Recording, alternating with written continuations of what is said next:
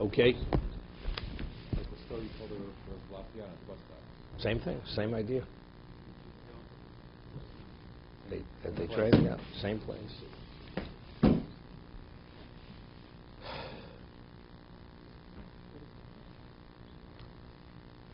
The Alto was a student of Rabbi Yisrael. So, Rabbi Yisrael Salant himself. You understand? If these were the students, you can imagine what Rabbi Yisrael Salant was. You can't imagine what Rabbi Yisrael Salant was. Where the rudiment was the Rosh Yeshiva, and then who took over after Rabbi Weinberg. Right. Son, like you mentioned. That's his son-in-law. The brother was the one who... An older brother from Eshet Torah. Correct. Okay. I'd like to start from the Mishnah, even though I know my son did some of this, because I want to focus on something in Tosas here. Okay.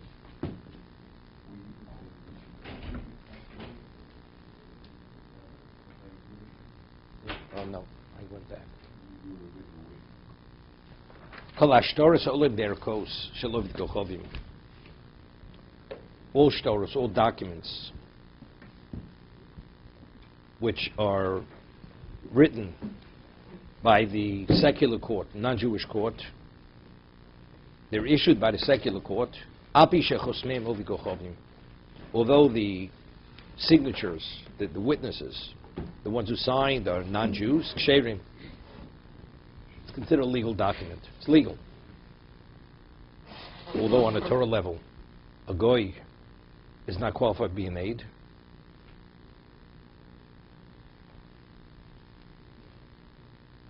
We've discussed this many times based on the Rambam.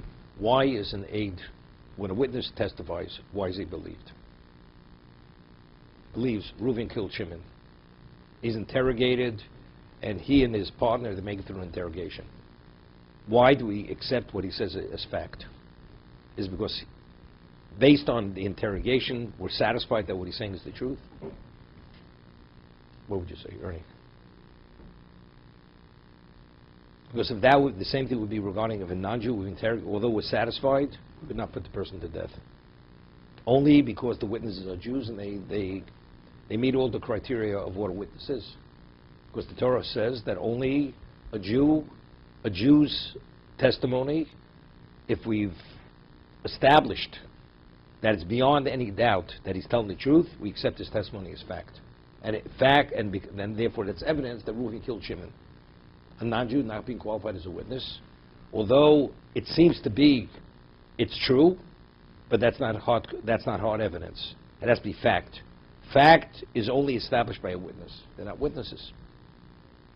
But yet it says over here, and we say Al Pishnai made him Yakum Dover by monetary. Also, you have to have witnesses. And yet over here we're saying that even though the document, the monetary doc was issued by the court, the signature is a non-Jew.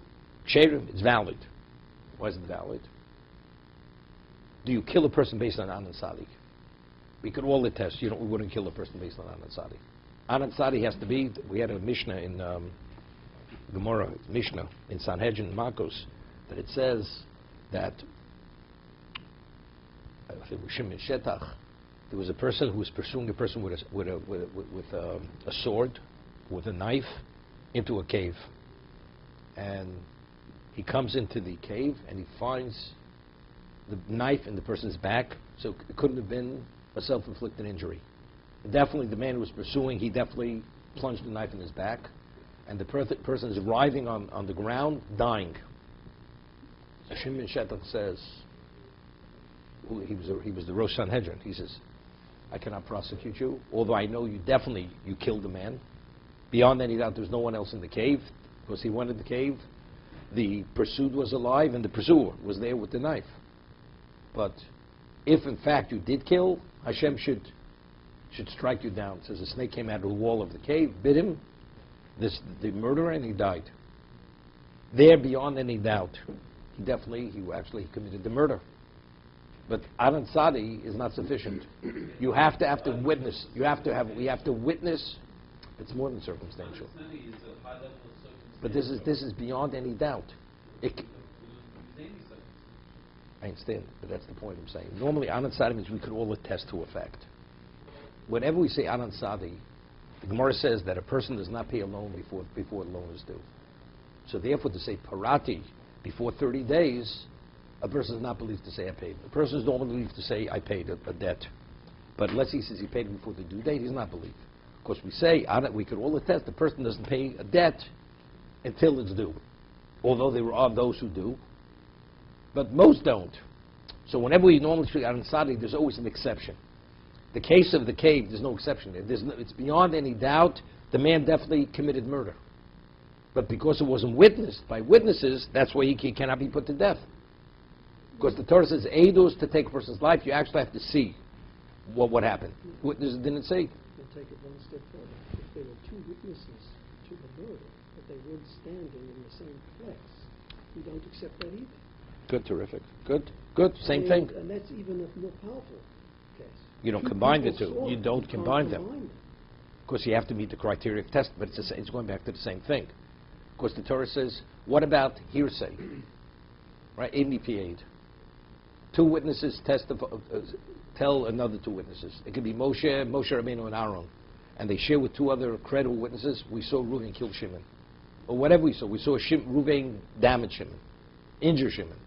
And now the other two witnesses go to court and they say, we heard from Moshe and Pinchas that whatever it is, it's not acceptable in court. Because testimony is firsthand. You have to witness it. You have to witness it in the actual action, the incident itself. You have to witness the incident.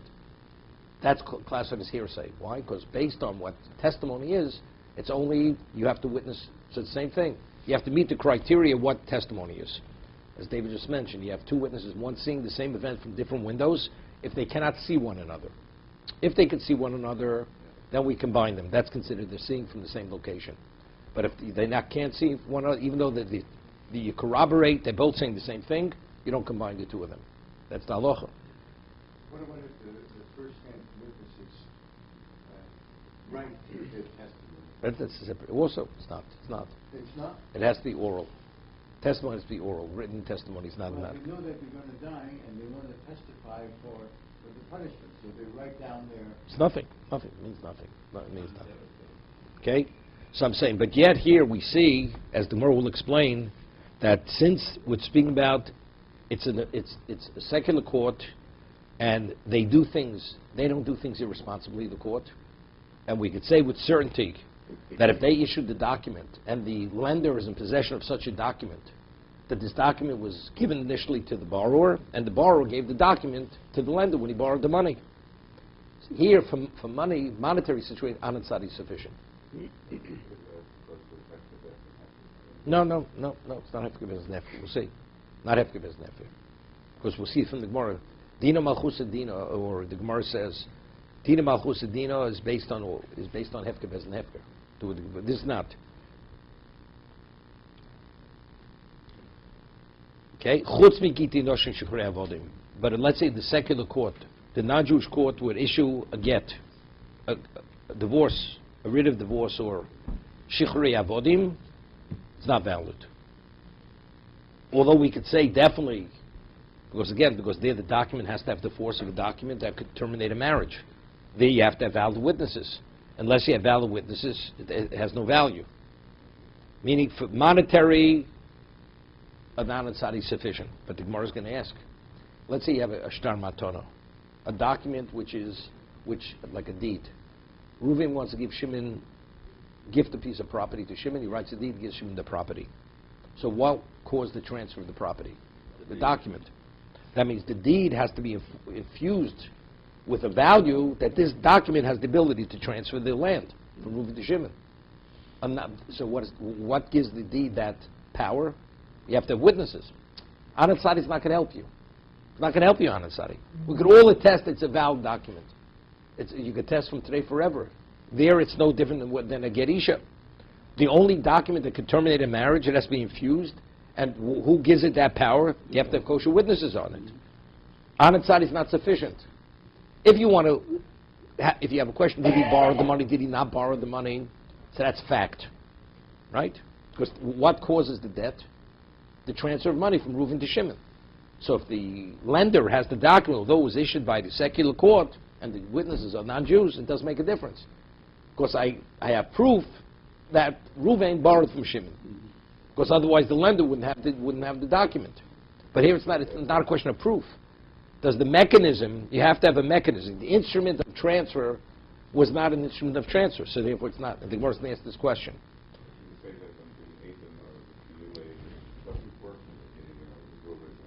Exactly, that's what we're saying. That's exactly what we're saying. A shnar maton is lekume. Meaning one is verification, and the one is it creates it, it establishes it. One is to actualize it, and one is to verify it. Marriage, divorce is actualization. Transfer of property is actualizing it. Did you actualize an instrument that has the ability to transfer? It can only be actualized if it has witnesses who meet the criteria of what witnesses are. They have to be Jewish. They're not Jewish witnesses. It's nothing. But if it's verification, since we know that the secular court wouldn't issue a document unless it was legal, so therefore it doesn't bring about verification. Does achieve that, the verification. Reb Shimon Omer af eluk sherin. Reb Shimon says even for gitei noshim and shukhrei avodim, the document that's issued by the court is considered valid. Lohushka uzmat shenasa behedret. If it was done by ordinary goyim, then it doesn't bring about that end result. But if it's by a court, which is a responsible court, then, which means judges of stature, then it does. Even by gitei nosh shukhrei avodim. Okay, we'll see.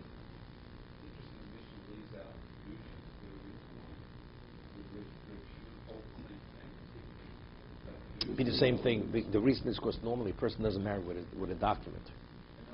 That you could. It would be the same thing, right? Shtar kedushin. Even though the Mishnah discusses shtar kedushin, nobody marries with a shtar kedushin. It's usually kesef. Be the same thing. Same thing.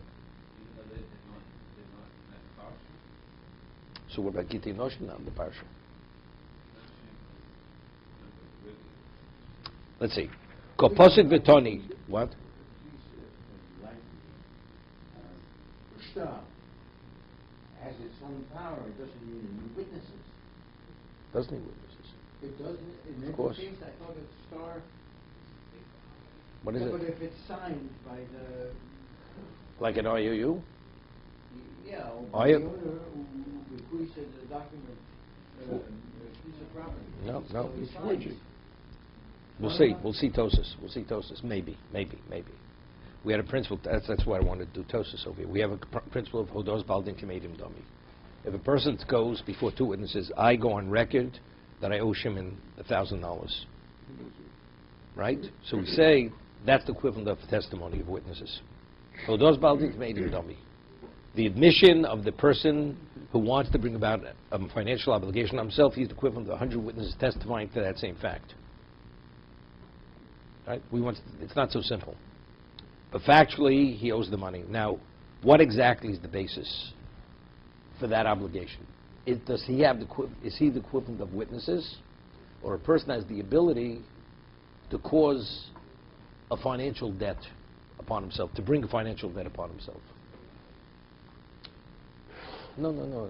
I'll tell you what it means. I'll tell you the difference. If I said, let's say I say, if you put an IOU on that document, it's your signature, and it's a deed, and you give the deed to someone else. If you say that you are the equivalent of witnesses, so you have witnesses on that document.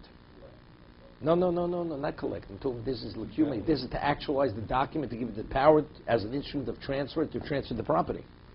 But if you say it's purely hischayvus, it obligates me monetarily, but factually you don't have witnesses on that document. So if that's the case, it's not empowered, it's not infused with the ability to, as an instrument of transfer, to cause the property to transfer from one party to another. You'd have to have witnesses. No, it's not proof. Not proof. It's actualization. You actualizing the actualization means no. No, we're talking about a deed. A deed is not a balchov. Balchov is a question: do I owe the money? Don't I owe the money? Here, we question: what is this document? Is this document an instrument of transfer or not? So if you need witnesses to give it that ability, just because you put your signature on it, it doesn't give it that ability. So then the property is not transferred. Well, then you have to bring witnesses to the statement or whatever. Not statement. You could rely on the document sold. The document itself has no would not have value. Tosas is going to say, putting an IOU on the document would be the equivalent of witnesses. So seemingly from Tosas, I think it would be an indication that Hodos Baldin, it's not just you're obligating yourself monetarily, but actually a person has the same status as witnesses themselves. So the signature on the document is if witnesses would have signed on the document. That's what Tosas says. We'll see. But does the author of the document have explicitly to say, this is as if I had witnesses? The signature... I, Reuven, am transferring this property, identifying its boundaries to Shimon. You give Shimon that document. Right. Does it transfer it or not? So if you say a document to be a deed to transfer has to have witnesses, does it have witnesses? Although it's his signature. No, it doesn't. Maybe yes, Tosa says that's the equivalent of witnesses. It is the equivalent of witnesses. What is the Admission. His signature, his own signature on it, I, Reuven, am transferring to Shimon this piece of property. But that only works for monetary issues. Only monetary. Okay, let's see the Gemara. Kaposik Betonig, the Mishnah, when it says that a document, a monetary document which is issued by a court, by a non-Jewish court, and signed by non-Jews, is considered valid. Loshno mecha, loshno matona. The Mishnah does not differentiate between a mecher, a document which is a purchase, a deed where there was consideration, financial consideration given, and the document is only for proof, or actually it was gifted. So if it's gifted, how did it transfer? There was no exchange of money, of value. So that means the document itself was the basis of the transfer. See, this difference, is it a shtar kinyan or a shtar rayo? If it's a shtar rayo, it's only proof, that's why you have the deed, but what caused the transfer of the money? So good, so Amansari would be sufficient. We could all attest that the court would not issue such a document unless what? Unless the transaction took place. So that's fine, it's not a problem. Because the document there doesn't have, it's not an instrument of transfer. What caused the transfer? The money. But if it's a shtar matana, if it's a gift, what caused the transfer? The shtar. But so how does a non-Jewish court or a non-Jewish witness, how did they empower that document to bring about that transfer? That's the most question. Bishlom mecher, it would be a purchase document. Mechiyov zuzi kamayu hudekona. The moment he gave money in their presence, that caused the transfer, whether they were present or not. Ushtora rai balmo. So, and what is the document? It functions what capacity? It's only proof. Proof that the transaction took place.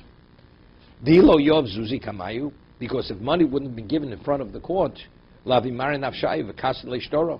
they wouldn't do something which would reflect badly on them, and what? And issue a document from the court. The court, because it's a court of standing, they're not going to do anything which will cause it to reflect badly on them, that would cause them not to be valued any longer. So if there was no star at all, The transaction is... could be denied. It's valid.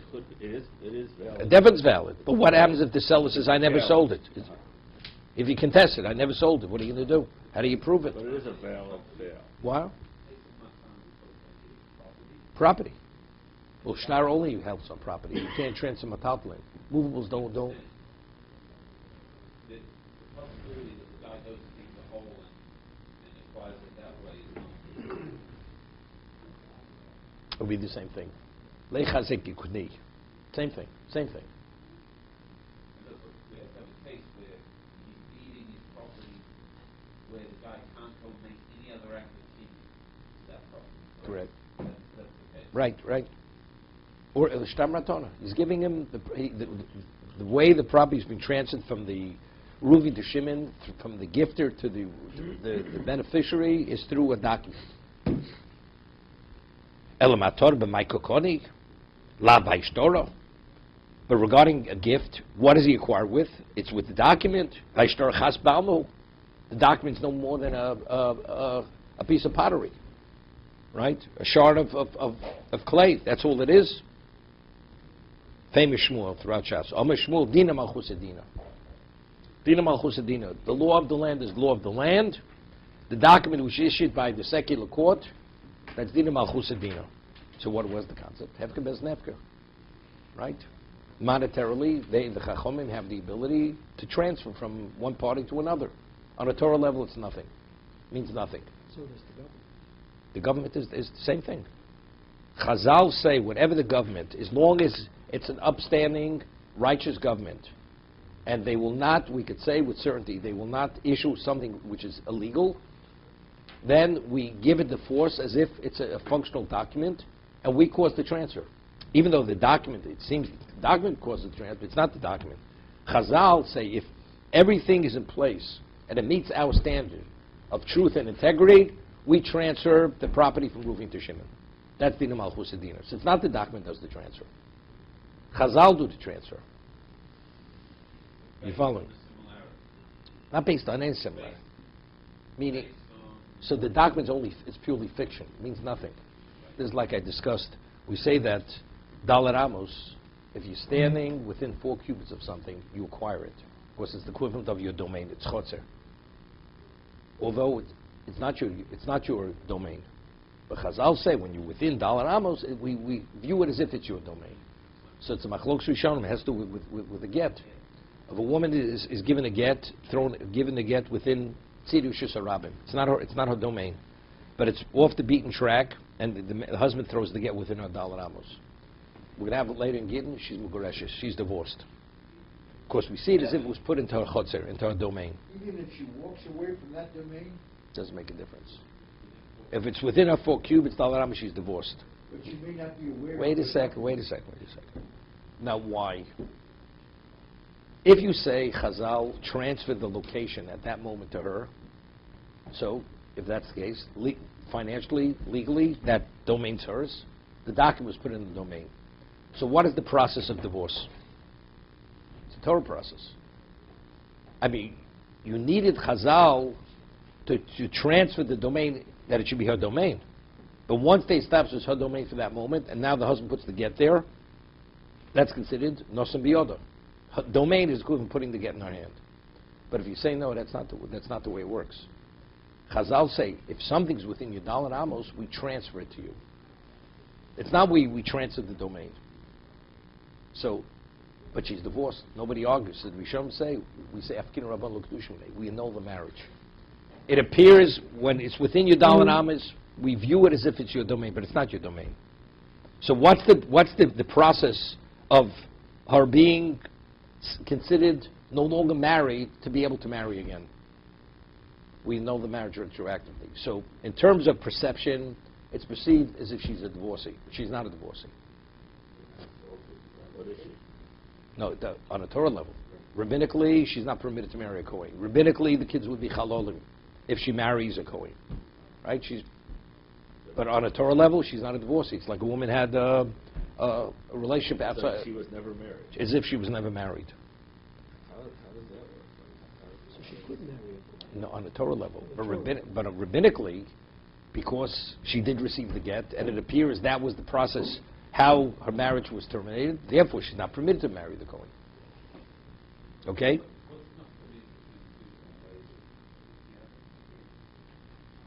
Whether they transfer the technique itself, or they transfer the What are the halachic ramifications? Whether he's a chol midoraisa or chol midrabanu. If a Kohen marries her, did he violate when you give malchus? Is it malchus mardus, or it's only when you give malchus doraisa? That's the question. Rabbi, in the street there is $100 bill. The man walks on the domain, and he walks away. And then many other people walk in the same domain. But he comes back and he says, "This is my $100 bill because I was in that domain." And many other people were in that domain. Whoever was within that domain first, that object is his object. Even if he doesn't pick it up? Even doesn't pick it up. If he has in mind, he sees it, and he has in mind he wants that. Now somebody else wants to take it out of that domain. Even if he walks away, he has no right to take it out of the domain.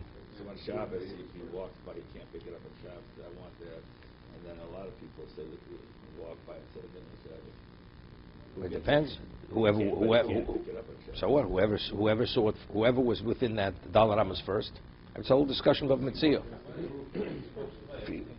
No. He says, I'm walking away, I'll be back.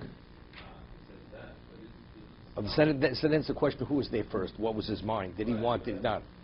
That's a side issue. A witness to say, I'll be back? Definitely. Yes.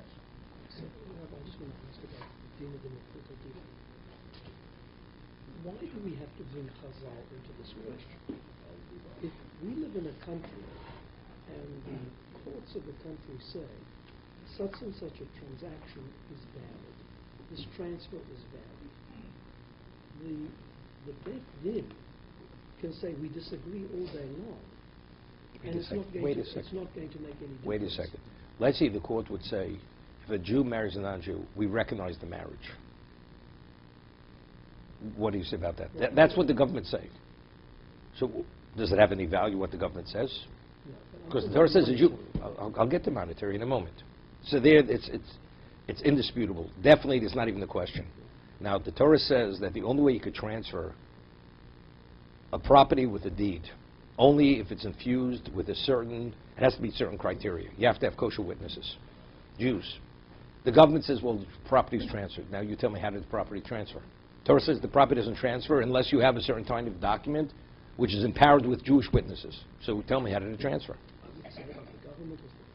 Who gave them the power? Who gave them? Because by force they have the power of eminent domain. No, that And means they nothing. can So that, expropriate property. how? Why could they? Why? The same way the Beit Din can So good. replace it. Look, a person can be a thief. You know, a person's a thief. He could take something against the person's will because he get over. That's not what I'm But maybe it's illegal what the government does. Maybe it's illegal. If the Torah says it doesn't work unless it follows a certain process, what they're doing is illegal. But they control the country.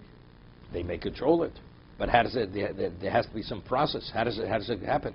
Well, They're forcibly taking it away from the person. in the United States, which is, quote, a righteous country, there are laws of transfer of property that have got nothing to do with halacha. You go to a lawyer and you write a document, and you have But witnesses. without the concept Dina Malchus Dina. That's it. Wait, let's say Shmuel never introduced Dina Malchus Dina. Shmuel's introducing the concept. What would you say? Government being controlled means nothing. Doesn't mean anything. What he's introducing is, because Dina Malchus Dina, therefore Chazal, as you said, a righteous government, as long as there's no discrimination, they treat people fairly and equally, is whatever they legislate, we recognize. We recognize as being valid. But what is but how does it happen? It's based on the principle of Hefker doesn't Hefker. That's the principle why what they do has value and is effective. But if it be outside of the domain of Hefker doesn't Hefker, it's not going to work. Because everything is subject to Hefker doesn't Hefker. But the government has the right to declare something. Because they have the right. They have the power. They have the power. But they have the power, but again, just because you have power, that doesn't mean there's going to be a result of that power. Right? I have the power to do many things, but there is a process. What is the process? But if there's a clash between what the government wants to do and the Chazal want to do, the government wins. No, because Chazal will always agree with what the government wants to do. But if the Chazal would disagree, then what the government wants to do means nothing. But the property will transfer because you live in a country. Will not transfer. In legal, meaning secularly, it'll be recognized the transfer, but it's not. The Torah doesn't recognize the transfer. Let's say they recognize, and let's say the person want to take that money and marry a woman. It's Ein Mukadeshes. She's not married. It happens to be Dina Malchus Dina. Chazal say whatever they legislate, we recognize that. Therefore, it's subject to our process of transfer, and we transfer it. But if, let's say, for some reason you find a situation where they disagree, as much as the government say factually, even though you have possession, your possession means nothing. And yet the person who has possession is conducting himself like he's a true rightful owner because he's operating in conformity. Doesn't make a to the difference. rules of the country. Doesn't make a difference. Doesn't make a difference.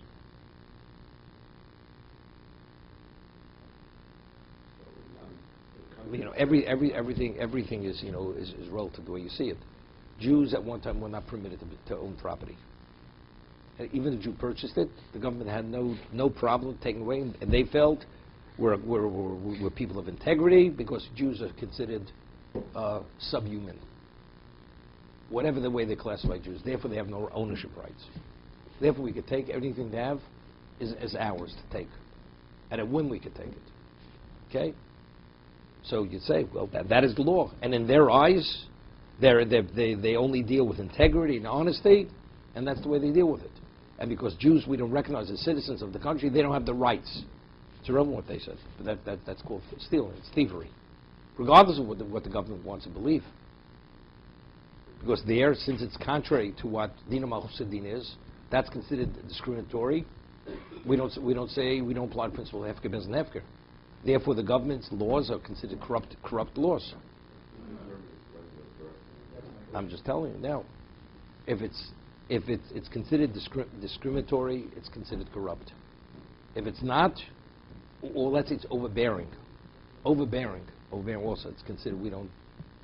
That's not Dina Malchus Dina. We don't say it.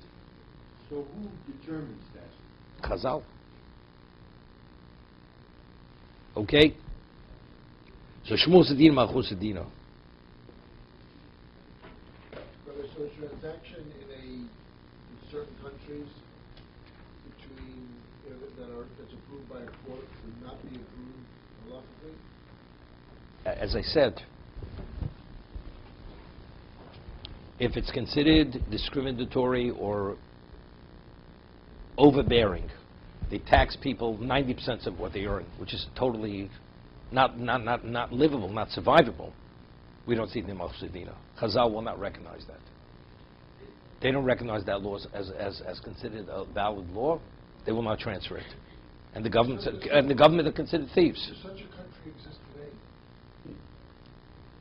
Probably Russia. I mean, when the Or is it a country with rule of law not applied fairly, or? let's say in Arab countries, Jews, the way Jews are treated.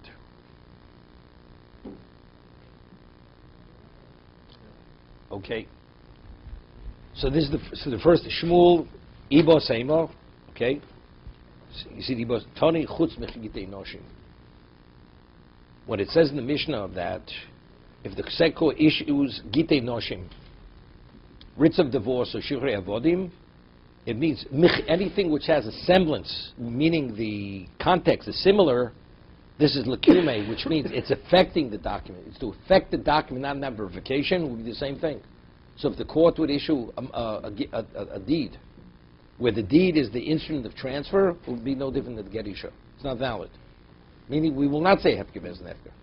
That's not considered, we don't say dina malchus dina. I mean, you see clearly. What about, but it's the government. The government says we recognize the transfer, it's irrelevant. But if you're not going to say hefker bez nefker, it's not going to happen. Okay? Let's take a look at Tosas, just part of it. It's not a court. Because we don't have the power, Southern have the power nowadays to enforce this lack of transfer. So that politically it belongs to one person and government, whereas it belongs to another. And it's just a matter of the integrity of the person to say, yeah, I'm following the law and I'm not going to take one. Okay, let's take a look at Tosas. Chas ba'almo.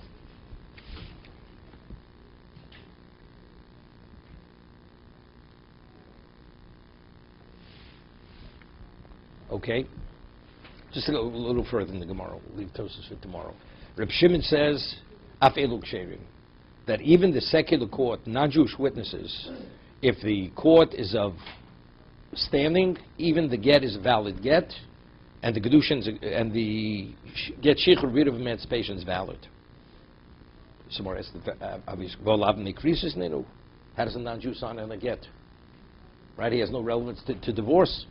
He's not qualified. Because this is inherent in the get. This is not hefker bez nefker here. Omer Reb Zera Yored Reb Shimon L'Shitos Reb Lozer. The Omar Edim Sira Karsi. Now, right? We discussed this. Now, what empowers the get to terminate a marriage, according to Reb Lozer? It's not the signatures, the witness who signed on the document. It's the witness who witnessed the transfer. So let's say it was written, and now he had non-Jewish witnesses signing on that get, but it was witnessed by Jews when it was given from the husband to the wife. So the witnesses are totally superfluous, correct, in terms of the actual termination of the marriage. What gives the document its force to terminate the marriage? The transfer. Transfer the presence of Jewish witnesses. Wait. Now, what about the... But now, let's say after it's given, how do you prove it was given? Right? You have Eidi Chasima. Now it's verification. Right? It's not actualizing, empowering the document, infusing the document with the power to terminate a marriage here. So it was given, It was given the presence of Jewish witnesses. right? So this get, being a document that has the ability to terminate marriages, what gave it its power to terminate the marriage? The Eidi Masira. Right. But now, after it's given, let's say the husband should contest, he claims he divorced his wife. Now, how do we prove that? Now, but she's in possession of it. If there be no witnesses whatsoever, she says, yes, she had the document written up, and she claims she's divorced. But what about if you have witnesses of a court which oversaw this, a court of integrity? So how does she have that document in her hand? It's clear it must have been given by the husband, because the court wouldn't have issued that document initially. So what is the function of the non-Jewish witnesses? It's what? It's verification. It verifies that the get was given by and Tosa speaks about. But how do we know it was given in the presence of Eidi Masira? Right? That's the issue here. And it is a presumption it was done in the presence of kosher witnesses. I understand. Rabbi Elazar says you don't need any signatures. Right, but let's see you do it. Eidi Masira passes it over. How does Rabbi Elazar then deal with the challenge? So that's Rabbi Gamliel. Rabbi Gamliel legislated that every get has to have Eidi Chasim on it. That's from the Tikkun Olam. Exactly what you're saying. Okay. Rabbi Gamliel was concerned, what happens if the husband now should challenge the get? Okay. Therefore, even according to Rabbi Elazar, you should put witnesses on that get. Jewish witnesses. Right? So That's until now. But now we're saying, Rabbi Shimon says even non-Jewish witnesses. Okay. As long as it was a court of integrity, upstanding court, Okay. they're not going to issue something which is illegal. So they didn't do a private deal with the woman and have the document issued for her. That means it was issued for the husband, and the husband, presumption, did it right. Doing it right means it was given in the presence of witnesses. Now we have questions. Why is it now in her possession? Right? Evidently, it must be given by the husband. So what are the witnesses? Purely verification. It's Anan Sadi. It's verification. For Anan Sadi, it's sufficient. They had to sign after it was handed over. They could have signed before. Doesn't make a difference. The husband had that document. He had that document with signatures on it. It's like always. Rabbi Gamliel also. According to Rabbi Elazar, the witnesses have no value in terms of the get. When did they sign? Signed before it was given. He gave her a signed document, but that the witnesses were on the document tells us it was given by the husband, because the witness would have never signed on behalf of the woman. Okay, we have about a minute. Somebody asked a question. Rabbi Abba says that Rabbi Elazar concurs that even though Eidi Masira is sufficient, but if there's a chance that you may rely on there's some kind of defect in the document, right? We invalidate the document rabbinically invalidated. So over here, how do we allow? So we have witnesses which are not qualified to sign on the document. Right? They're goyim. And Rabbi Elazar concurs that if there's a defect in the document, there's something, we rabbinically... would say that those witnesses are valid? No, they would not be. We're speaking about the names are obviously non-Jewish names. So there's never a consideration to think that these witnesses were the witnesses that it was transferred in their presence. So if they would be non-Jewish, we're always concerned maybe the same witnesses they'll have signed will give it in their presence. You give in their presence, it's a problem.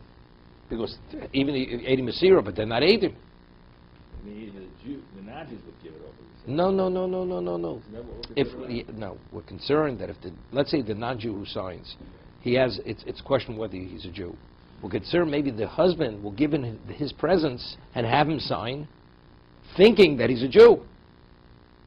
husband will give it over? They'll use the witness who sign. Usually the Eidi Masira and the Eidi Chasim are the same Eidim, according to Rabbi Gamliel.